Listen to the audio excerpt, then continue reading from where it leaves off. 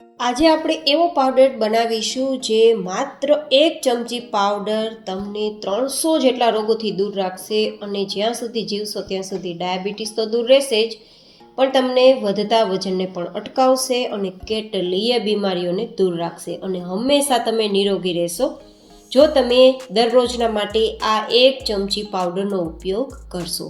આ પાવડરને તમે એકવાર બનાવી એરટાઇટ બોક્સમાં સ્ટોર કરીને 1 વર્ષ કરતાં વધારે સમય સુધી વાપરી શકો છો અને નાના મોટા કોઈ પણ વ્યક્તિને ઉપયોગમાં લેવડાવી શકો છો અને તેના ભરપૂર લાભ અપાવી શકો છો અને તે છે સરગવાનો પાવડર. તો આ સરગવાનો પાવડર આપણે સરગવાની સિંગમાંથી તૈયાર કરીશું. માર્કેટમાં જે સરગવાનો પાવડર મળે છે ને તે સરગવાના પાંદમાંથી તૈયાર થયેલો હોય છે, પણ સરગવાની સિંગનો જો પાવડર ઉપયોગમાં લેવામાં આવે ને તો વધારે તેના લાભ થાય છે. અને બહારનો જે પાવડર છે ને તે આપણે બનતા નથી જોયો, જેથી આપણે 100% ના કહી શકીએ કે તે હાઇજેનિક જ હોય, પણ ઘરે તૈયાર કરેલો 110% હાઇજેનિક બને છે, કારણ કે આપણે જાતે બનાવીએ છીએ. અને આમ પણ પાંદનો પાવડર કરતાં વધારે સિંગથી તૈયાર થયેલો પાવડર ફાયદાકારક હોય છે અને ઘરે સસ્તો પણ બને છે. બહાર તો હજુ પણ વધારે મોંઘી કિંમતમાં મળતો હોય છે, તો આપણા પૈસા પણ વધારે જતા હોય છે. તો આજ ઓછી કિંમતમાં તૈયાર થતા સરગવાની સિંગનો પાવડર તૈયાર કરવા માટે સરગવાની સિંગ આપણે એકદમ ભરેલી હોય તેવી લેવાની. મતલબ કે સિંગ એકદમ દરવાળી હોવી જોઈએ. જો આટલી જાડી સિંગ હોવી જોઈએ. જેટલી જાડી સિંગ હોય તેટલી સિંગની અંદર રહેલો દર તમને ફાયદા કરશે. તો આ રીતે સિંગના પહેલાં તો નાના ટુકડા કરી લેવાના અને પછી તેના ફરીથી 4 ટુકડા કરી લેવાના. તમે 2 ટુકડા પણ કરી શકો છો, પણ જેટલા પાતળા અને નાના ટુકડા હશે તેટલો ઝડપથી તમારો પાવડર તૈયાર થશે. તો આ રીતે મેં લગભગ 12થી 15 નંગ જેટલી સિંગ લીધી છે, તેને મેં આ રીતે નાના ટુકડામાં હવે હું કટ કરી લઈશ.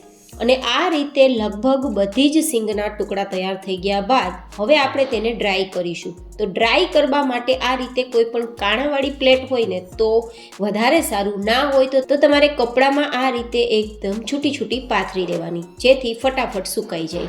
જો આ રીતે કાણાવાળી પ્લેટ હોય તો વધુ સારું, કારણ કે નીચેથી અને ઉપરથી બંનેથી હવા આવશે, પવન આવશે તો ફટાફટ સુકાઈ જશે.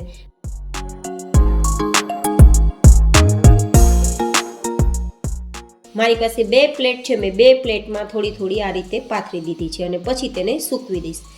જો બને તો તમારે કુદરતી રીતે સૂકવવાનો ટ્રાય કરવાનો, એટલે કે પવનમાં સૂકવી શકો છો, તડકે સૂકવી શકો છો, પણ માઇક્રોવેવનો ઉપયોગ બને તો ના કરવો, કારણ કે માઇક્રોવેવથી ફટાફટ વસ્તુ બનશે પણ તેના જે ગુણધર્મો હોય છે તે નાશ પણ પામી જાય છે. તો લગભગ 3થી 4 દિવસમાં આપણી સિંગ સુકાઈ ગઈ છે. આ સિંગને સુકાતા વાર નથી લાગતી. તો સુકાઈ ગયા બાદ તમે જુઓ એકદમ સરસ ટુકડા થઈ જાય છે. આ રીતે આપણે એક જ હાથથી ભાંગી શકીએ અને 2 ટુકડા થઈ જતા હોય તો સમજવાનું આપણો પાવડર બનવા માટે સિંગ બરાબર સુકાઈ ગઈ છે. આટલી સરસ સુકાઈ ગયા બાદ આપણે તેનો પાવડર કરવાનો, જેથી લાંબા સમય સુધી આપણો પાવડર ખરાબ ના થાય. જો થોડું પણ મોઇશ્ચર આ સિંગમાં રહી જશે તો પાવડર ઝડપથી ખરાબ થઈ જશે. તો આ સુકાઈ ગયેલી સિંગને આપણે મિક્સરમાં લઈ લેશું અને પછી તેનો પાવડર તૈયાર કરશું. બને તો દરરોજ પાવડર તૈયાર કરવાનો, કારણ કે એકદમ ફાઇન પાવડર તૈયાર કરવા જશો ને તો પણ તેના તત્વો બળી જશે, કારણ કે તેના ગુણધર્મો, તેની અંદર રહેલી હેલ્ધી પ્રોપર્ટીઝ આપને ફાયદા કરે તે બહુ જ જરૂરી છે. તેના માટે તો આપણે પાવડર તૈયાર કરતા હોઈએ છીએ.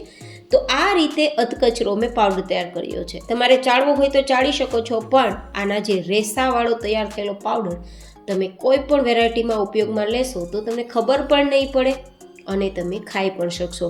તો બને તો ચાળવો જ નહીં, આ રીતે અધકચરો જ પાવડર તમારે ઉપયોગમાં લેવો. જો મોટા ટુકડા હોય તો એકવાર ચાળીને ફરીથી તેને પીસી લેવું. પણ આ રીતે તૈયાર થયેલ પાવડરને એરટાઇટ બોક્સમાં ભરી ફ્રીજમાં રાખ્યા વગર તમે 1 વર્ષ કરતાં વધારે સમય સુધી સ્ટોર કરી શકો છો.